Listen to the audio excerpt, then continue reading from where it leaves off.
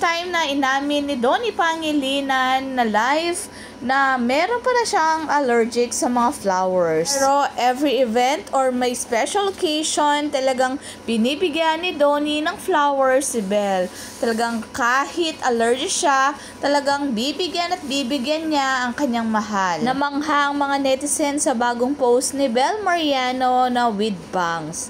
Grabe, hindi talaga siya nakakasawang tignan. Kahit every year niyang ginagawa ito, talagang minamangha niya ang mga netizen. At meron din silang picture na magkasama ni Catherine Bernardo. At lagi nga silang magkasama sa brand na ito. Kaya sabi nga ng mga netizen, mukhang close na ang dalawa.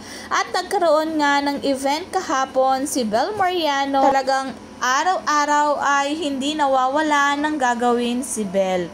At namataan nga si Donnie na may nagpa-picture sa kanya. Malay natin nasa backstage lang siya or hinihintay niya si Belle pagkatapos ng event. Dahil kahit na may sasakyan na si Belle, ayaw pa rin ni Donnie na mag-drive sa daan si Belle Mariano.